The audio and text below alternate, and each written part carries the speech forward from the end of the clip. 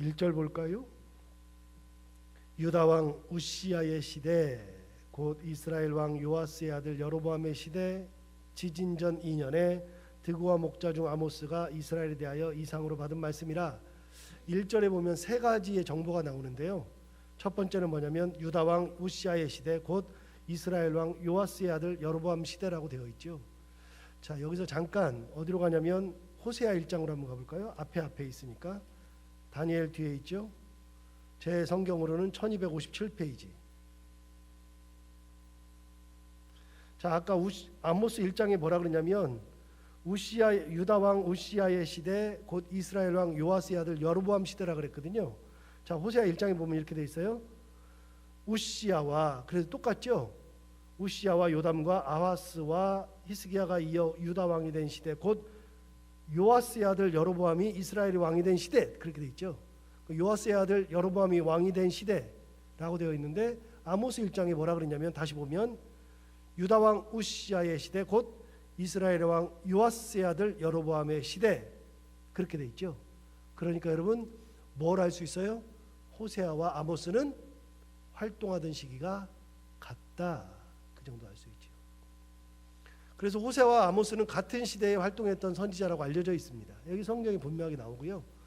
자, 잠깐 저를 보시면 제가 선지자들에 대해서 이야기를 할 때 뭐라고 얘기했냐면 선지자들은 그냥 막 우리가 잘 모르면 선지자들 그러면 그냥 하나로 그냥 생각하고 막 이렇게 멀리 생각하는데 그게 아니고요.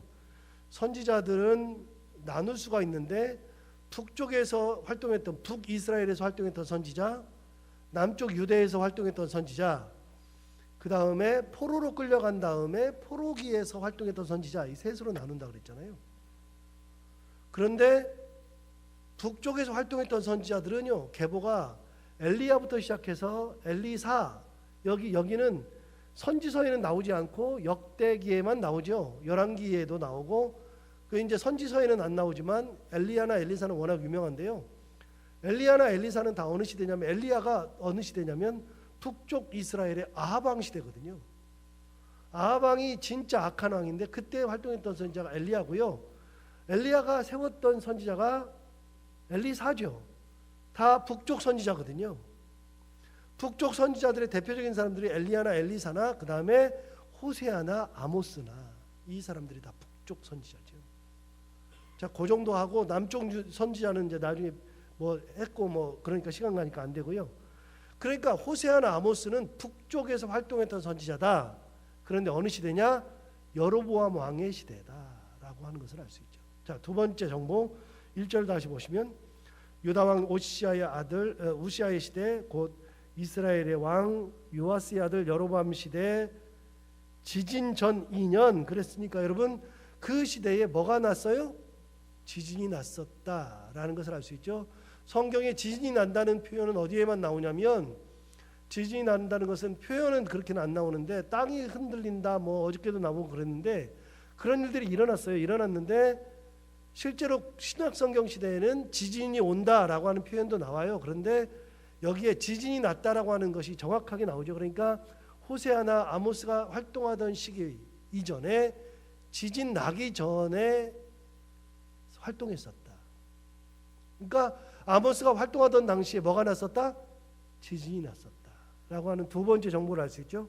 마지막 정보 다시 1절을 보시면 유다 왕 우시야의 시대 곧 이스라엘의 왕 여호와스의 아들 여로보암의 시대 지진 전 2년에 드고와 목자 중에 아모스가 이스라엘에 대하여 이상으로 받은 말씀이래요. 아모스에 대해서 이야기하는데 아모스가 어떤 사람이냐면 드고와 목자 그랬죠. 아모스는 드고아의 목자예요. 그럼 드고아가 어디냐를 알아야 되거든요. 여러분 성경을 읽다가 이런 지역이 나오면요 좀 찾아보세요. 인터넷에 보면 웬만하면 다 나와요. 요즘은 옛날에는요 목사님들이 모든 정보를 목사들이 다 가지고 있었어요. 왜냐하면 주석을 목사들이 가지고 있었거든요. 주석을 봐야지만 아는 것들이 있는데요. 요즘은 정보가 목사들만 가지고 있는 게 아니고요. 모든 분들이 다 알 수 있어요. 인터넷만 검색해 보면 다 나와요. 드고아 목자 그랬으니까 드고아가 어딘지를 좀 찾아보면 아 여기 어딘데라고 알 수 있어요. 자, 제가 그냥 설명드려요. 드고아가 어디냐면 자 저를 잠시 보세요. 이 이스라엘이 이렇게 있으면 북쪽 이스라엘이 있고 남쪽 유다가 있는데 드고아는 어디냐면 남쪽 유다의 예루살렘 밑에, 예루살렘 바로 밑에 베들레헴이 있고요. 그 밑으로 쭉 내려가면은 헤브론이 있어요. 오른쪽에 사해가 있고. 그런데 예루살렘에서 헤브론으로 가는 길목 사해 근처에 있는 땅이 드고아예요.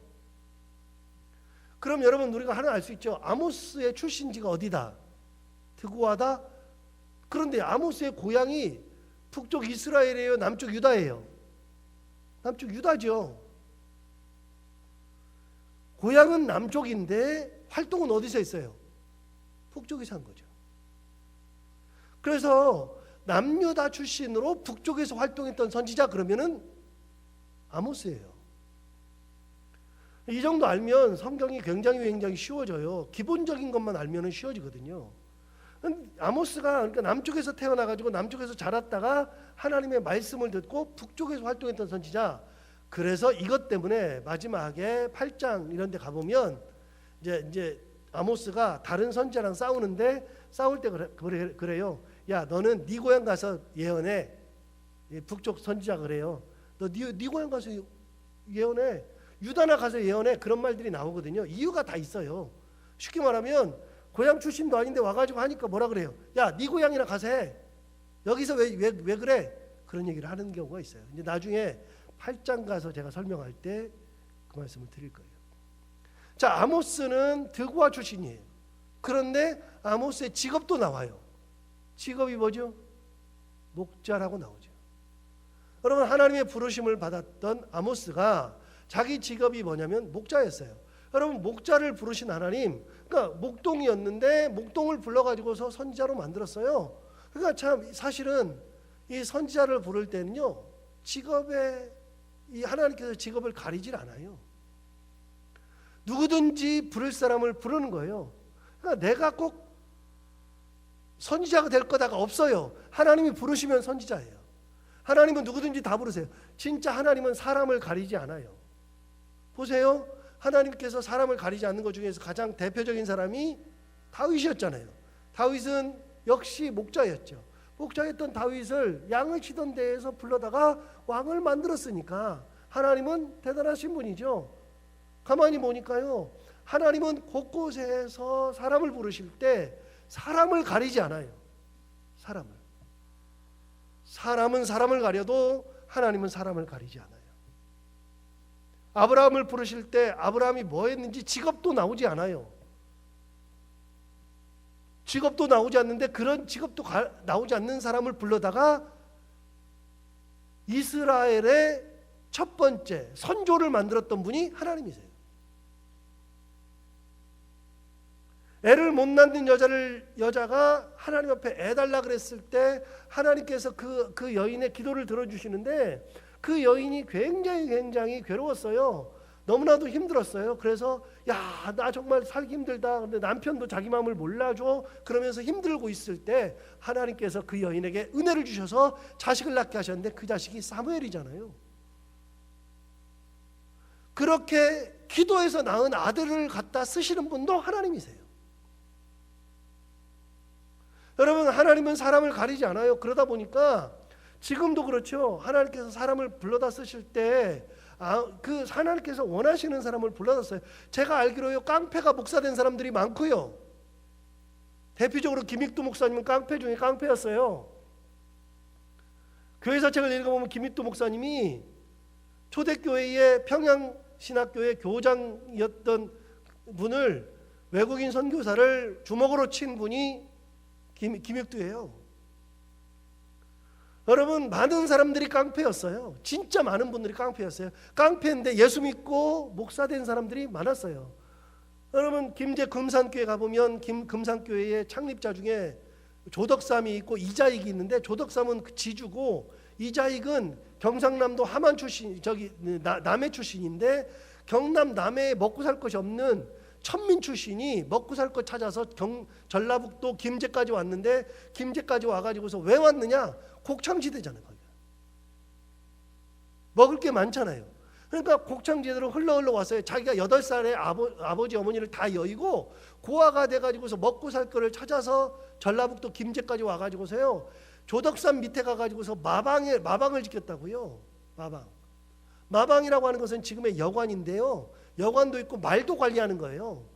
그런데 거기 마방을 지키던 종이었어요. 그 종이 은혜를 받고 하나님의 부르심을 받아서 뭐가 됐어요? 장로가 됐어요. 장로가 되었는데 여러분 놀라운 게 있어요. 김제 금산교회 가면 놀라운 게 있잖아요. 장로가 되었을 때 그냥 장로 되는 게 아니라 자기의 주인이었던 조덕삼하고 같이 장로 투표 나가가지고 조덕삼이 떨어지고 종이 장로가 된 거예요. 교회가 발칵 뒤집혔겠죠. 그런데 조덕삼이 뭐라 그랬냐면 이렇게 얘기했어요. 이것은 하나님의 뜻입니다. 저보다도 이자익이 훨씬 더 훌륭합니다. 그래서 이자익 밑에서 2년 동안을, 이자익은 선교사가, 테이트 선교사가 오지 않으면 거기에서 영수로 이렇게 예배를 인도했는데 당신은 영수가 예배를 인도했으니까. 그런데 그 밑에 맨 앞줄에 앉아가지고서 설교 들었던 사람이 조덕삼이에요. 그리고 그 조덕삼이 은혜 받고 나서 이자익은 키워야 되겠다 그래서 평양신학교로 보내가지고 평양신학교에 돈 줘서 신학교육을 다 시켰어요. 자기 돈으로 다 시켜놓고서 테이트 다음 2대 목사로 조덕삼을 다시 불러요. 여러분, 하나님은 그렇게 종이었던 사람도 목회자로 쓰세요. 하나님은 사람을 가리는 적이 없어요. 누구나 하나님께서 불러서 쓰시는 분이 하나님의 일꾼이 되는 거예요. 여러분, 목사들만 그러는 게 아니라요, 장로님들도 그렇고 권사님들도 그렇고 교회의 직분자들도 그렇고 여기 앉아있는 모든 분들이 다 똑같은데요, 내가 뭐 대단한 게 아니라 하나님이 나를 불러서 여기다 앉혀놓은 거라니까요. 전부 다. 제가 아는 목사님 중에 한 분은요, 사찰 집사님 아들이었어요. 사찰 집사님 아들인데 그분이 사찰 집사 아들로 태어나가지고서 교회에서 사찰 집사로, 그 아버지가 사찰 집사이다 보니까 교회에서 많이 어려웠나 봐요. 그게 한이 돼가지고서 목사가 된 다음에 그 한을 가끔 얘기해요. 가끔 그 한이 있더라고요. 교회는요, 사찰 집사한테 진짜 잘해야 돼요. 그런데 그런 한을 가지고 있는 사람들도 하나님께서 쓰셔서 목사로 만들었다니까요. 저 같은 사람도 불러가지고 하나님의 일꾼으로 삼으시잖아요. 여러분, 드고아의 목자였던 아모스를 불러서 쓰시는 하나님. 그래서 성경에서 뭐라 그러냐면 남종이나 여종이나 그 노인이나 그다음에 어린 아이나 남자나 여자나 하나님 가리지 않고 은혜 주시고 가리지 않고 부르신다라고 하는 것이 신약 성경에 나오는데, 그 당시에 신약 성경을 보았을 때요, 사람들이 기겁한 거예요. 왜 기겁했느냐? 당시는 로마 시대이기 때문에 남종과 여종을 차별했어요. 남자와 여자는 구분됐어요. 여자는 아무것도 아니에요. 당시에는 그랬어요. 어린아이는 사람 축에도 안 들어갔어요. 그런데 하나님께서 남종이나 여종이나 노인이나 어린아이나 남자나 여자나 차별하지 않는다고 하는 것을 봤을 때 기겁했다고요. 그때의 많은 노예들이 예수를 믿었어요. 성경을 보면 하나님은 차별하지 않는데요. 그러면서 성경이 뭐라 그랬어요? 하나님이 당신을 사랑합니다. 거기에 다 무너진 거예요. 다. 그게 신약 시대라고요. 그런데 구약 시대에 하나님은 이미 그런 사람들을 불러다 쓰신 분이 하나님이세요. 하나님은 대단하신 분이죠. 드고의 목자 출신을 데려다가 하나님께서 선지자로 만들었으니까. 하나님은 사람을 가리지 않는다 그랬어요. 우리를 가리지 않아요. 우리를 불러서 하나님의 은혜를 주시는 것은 가린 적이 없어요. 그러니까 내 가정도 가린 적이 없어요. 내가 어떤 가정이든지 아무 상관이 없어요. 내가 어떻게 살아왔는지도 아무런 상관이 없어요. 하나님 앞에 나가기만 하면 은혜를 주시는 거예요. 하나님이 붙들고서 은혜를 주시는 거예요. 그냥. 그러니까 인간이 교만하면 안 된다는 게 뭐냐면요, 내가 옛날에 개척할 때 상가를 얻었다, 지하에 들어가 있었다, 그런데 은혜 주셔가지고 지금 큰 교회를 이뤘다, 그래가지고서 목사가 힘 들어가고 그러는데 힘 들어갈 거 하나도 없어요. 하나님께서 은혜 주셔서 크게 만들어 주신 거지. 내가 잘해서 잘한 게 아니에요. 어느 누구도 내가 잘해서 이렇게 대단한 존재가 된 게 아니라 하나님이 나를 불러서 쓰셨으니까 내가 귀중한 존재, 대단한 존재가 된 거라고요. 그거 잊어버리니까 다 교만해가지고 싹 다 바뀌어요. 사람이 바뀌어요, 다. 여러분 선지자로 부르심 받았으면 대단해요? 아니요. 부르심 받아서 쓰임 받으니까 그냥 감사한 거예요. 드고아의 목자를 불러 쓰시잖아요. 자, 그 정도 하고 이제 두 번째, 하나님 앞에 첫 번째 말씀을 받았어요. 2절에 첫 번째 말씀을 받아요. 그가 이르되 여호와께서 시온에서부터 부르짖으시며 예루살렘에서부터 소리를 내시리니, 그러면서 하나님께서 시온에서부터 예루살렘에서부터 소리를 막 내신대요. 부르짖는데요. 뭐라고 말씀하시느냐? 목자의 조장이 마르고 갈멜산 꼭대기가 마르리로다. 하나님의 첫 번째 말씀이 뭐냐? 목자의 초장이 마르고 갈멜산 꼭대기가 마른다. 여러분, 목자의 초장이 마른다, 이거 누가 가장 잘 알아요? 목자가 잘하는 거지. 하나님 첫 말씀이 뭐냐면, 내가 목자 출신이에요. 목자 출신인데 목자한테 가장 뭐가 귀중해요? 초장이 가장 중요해. 목자는요, 초장이 없으면 안 돼. 초장 따라서 다니는 거잖아요. 그러니까 목자는 초장이 얼마나 귀중한 줄 알고 항상 신경이 곤두서 있잖아요. 어떻게? 초장으로 어떻게 갈까? 어떻게 초장으로 몰고 갈까? 그러는데 하나님 뭐라냐면 목자의 초장이 마른다라고 돼 있어요. 그러니까 뭐예요? 그 말을 딱 듣는 순간에 아모스가 딱 알아요. 큰일 났다. 황폐하구나. 이스라엘 큰일 났구나. 다른 말을 할 필요가 없어요. 이스라엘 망한다 그러면 오히려 아모스는 더 멀어. 무슨 말이야? 망한다. 망하겠지. 그러고 말 거예요. 그런데 이스라엘에 대해서 하나님께서 말씀하실 때 뭐라 그러냐면 목자의 초장이 마르는 것 같다. 그런 순간에 딱 듣는 순간에 망했구나. 망했구나. 여러분, 지진이 난다 그러면, 지진 나면은 희한하게 땅 속에 있는 동물들이 이사한다 그러잖아요. 우리는 모르는데 안다 그러잖아요. 왜요? 땅 속의 기운을 안다 그러잖아요. 벌써 새들이 날아가 버린다 그러잖아요. 벌써 우리는요 몰라요. 우리는 지진계가 있어서 그걸 가지고서 알아야 돼요. 그런데 그런 것도 전에 이미 땅 속의 동물들은요 지진의 징조를 다 알아요. 그래서 다 이사가요. 그래서 이미 그 동물들에 대해서 연구한 사람들은요 동물들이 이사를 가는 순간에 큰 우환이 생긴다는 걸 알고 있어요. 다. 사람들이 지진 난다 그러면 몰라요. 그런데 그런 사람들은요 지진 난다 그러면 모르는데 이미 동물들이 막 다 나와가지고 이사하는 순간에 아 여기 큰일 났다, 여기 지진 난다 아는 거예요. 아모스가 딱 느끼기에 이스라엘은 황폐하다, 이스라엘은 망한다 그러면 아모스가 잘 몰라. 뭔 말인지를 몰라요. 그런데 뭐라 그래요? 목자의 초장이 마른다. 정확하게 하십니다. 여러분 봐봐요. 목사들은 감이 있다고요. 목사들은 감이. 어떤 감이 있냐면 교회가 시험 들겠다 감이 있어. 근데 목사만 가는 게 아니야. 교회 생활을 같이 하고 한 교회에서 오랫동안 생활하면 아 우리 교회에 시험이 있겠다라고 하는 것을 감으로 딱 알아요. 뭐가 일이 딱 생기기 시작하면 알아요. 그거 있어요. 누가 지나가던 사람이 그 교회 문제 있겠는데 미쳤다 그러지. 말도 안 되는 소리 하고 있다 그러죠. 그런데 목사들은 그 교회에 있으면서 감으로 딱 알아요. 아 이게 무슨 문제가 있겠다, 뭐가 문제가 있다 딱 알아요.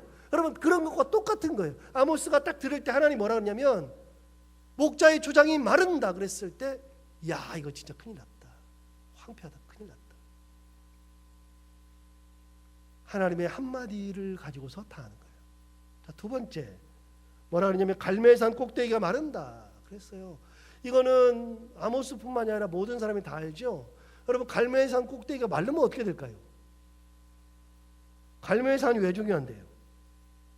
갈멜산 꼭대기가 마른다는 것은 뭐냐면 여러분 이스라엘은 강이 있잖아요. 딱 하나의 강이 흘러가죠. 북에서 남으로. 어떤 강이 흘러요? 갈멜산에서, 그 산에서 속에 있는 물이 솟아나와서 거기서 물이 흘러가지고 갈릴리를 이루고 갈릴리에서 물이 쭉 내려와서 요단강으로 내려와서 사해로 흘러 들어가잖아요. 여러분 갈릴리가 마르면 갈멜산이 마르면 어떻게 돼요? 갈릴리가 마르죠. 갈릴리가 마르면요 요단강이 마르죠. 그럼 이스라엘 사람들은 어떻게 살아요? 못 살아요. 그래서 이스라엘 사람들은요 갈멜산이 가장 중요한 산이에요. 갈멜산이 마르는 순간이 끝이에요. 여러분 물이 마르면 어떻게 돼요? 물이 마르면 살아갈 수가 없어요. 밥은 40일씩 굶어도 사는 사람들이 있어요. 그런데 여러분, 물을 40일 동안 안 마시고 사는 사람은 한 명도 없어요. 뭐가 더 중요하냐? 다 중요하죠. 그러나 둘 중에 하나만 중요한 것을 일단 골라봐라 그러면 물이 더 중요한 거예요. 물이. 그런데 이미 직감적으로 알아요. 갈멜산의 그 꼭대기에 있는 물이 마른다. 무슨 말이에요? 이제 하나님으로부터 내려오는 그 물줄기가 끊긴다 그 말이에요. 우리 가정에 그것이 끊기면 안 되는 거예요. 하나님으로부터 내려오는 그 물줄기가 끊기면 안 돼. 끊기는 순간 끝이야. 은혜의 물줄기는 끊기면 안 돼. 하나님의 은혜의 물줄기는 끊기면 안 돼. 끊임없이 내려오는 물줄기는요, 그 물줄기는 끊임없이 내려와야 되네. 끊임없이 물줄기가 내려와야 돼. 갈멜산에서 내려오는 그 물줄기, 그게 마르면 안 돼요. 하나님의 은혜가 마르면 안 되고, 하나님의 자비하심이 마르면 안 되고, 하나님의 크신 권능이 마르면 안 돼요. 가정도 그렇고 교회도 그렇고 똑같아요. 사람이 다 똑같아요. 하나님의 은혜가 마르면 안 되잖아요. 그런데 이스라엘이 말라 비틀어져요. 첫 마디가 뭐냐? 너희들 다 마른다.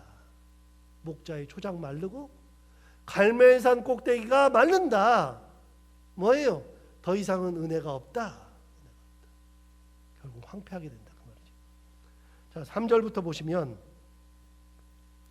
3절부터 5절, 6절부터 8절, 9절부터 10절, 11절부터 12절, 13절부터 15절.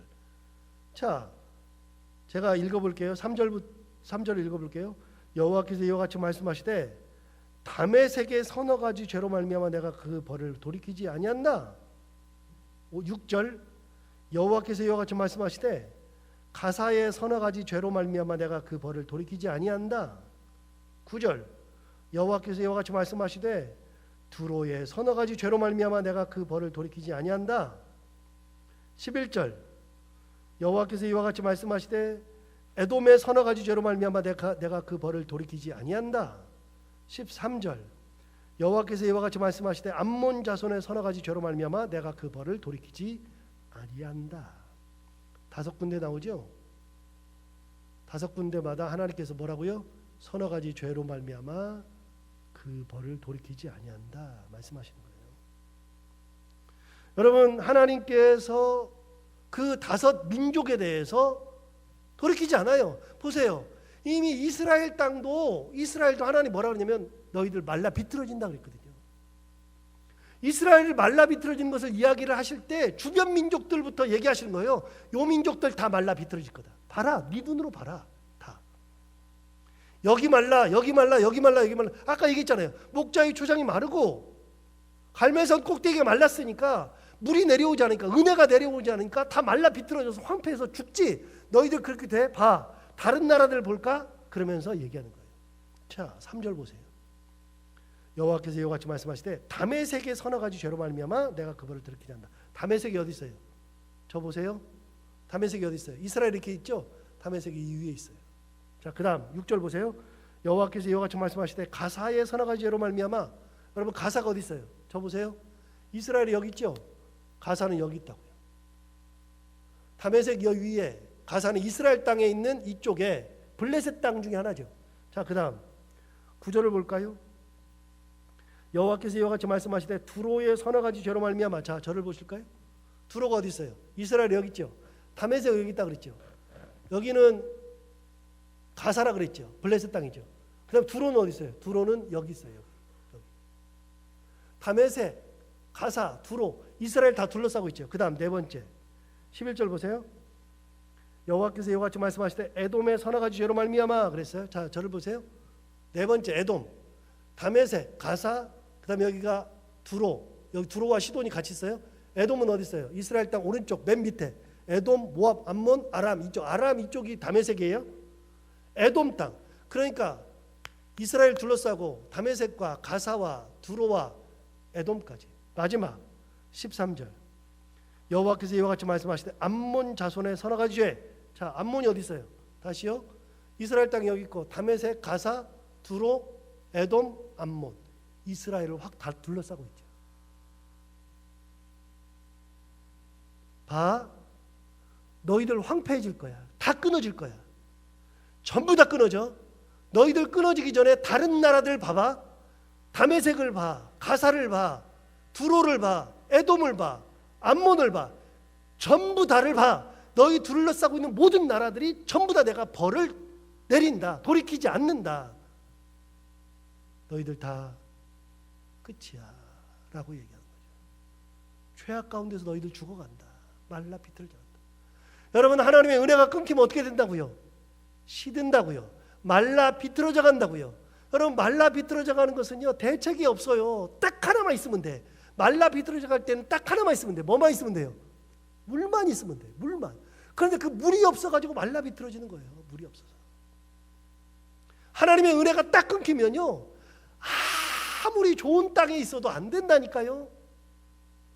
뭐 옷을 엄청나게 잘 입고 뭐 가방을 엄청나게 비싼 걸 들고 뭐 머리를 뭐 신발, 아무 소용이 없어요. 하나님의 은혜가 딱 끊기면 그 다음부터는 끝이에요.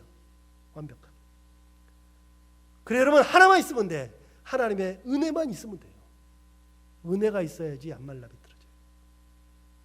오늘 첫 번째 아모스를 통해서 하시는 말씀, 너희들은 내가 주는 그 은혜의 물줄기를 받아먹고 살아야 된다. 아니면 망한다 말씀하시는 거죠. 오늘도 하나님 주시는 그 은혜의 물줄기를 받아서 마시면서 살아갈 수 있는 저희들 모두가 다 되기를 바랍니다. 기도하겠습니다. 하나님 아버지, 오늘도 은혜를 주셔서 감사합니다. 아모스를 통하여 또 한번 우리에게 은혜를 주실 것을 믿습니다. 오늘도 아모스 1장을 통하여 여러 가지를 말씀하셨습니다. 특별히 목자의 초장이 마르고 갈멜산 꼭대기가 마른다 말씀하시는 순간에 아모스가 받았을 충격이 대단합니다. 하나님 아버지, 우리에게서 하나님께서 주시는 그 은혜의 물줄기가 끊이지 않게 하여 주옵시고 시들지 않게 하여 주옵시고 우리 가정이 하나님의 은혜로 말미암아 은혜의 물줄기로 말미암아 우리 가정이 번성한 가정들 되게 하여 주옵시고 우리가 가는 길이 그렇게 하나님의 은혜 가운데 가게 하여 주옵시고 어느 순간에든지 하나님의 은혜 아니면 말라 비틀어지는 것임을 기억하고 하나님의 은혜만 구하고 하나님과 동행하며 살아갈 수 있는 저희들이 되게 하여 주옵소서. 하나님 아버지, 오늘도 하루를 살아갈 때 우리 가운데 은혜를 더욱더 허락하여 주옵시고 해야 되는 것들 기쁨으로 감당하고 만날 이들과 함께 웃고 행복한 하루가 되게 하여 주옵소서.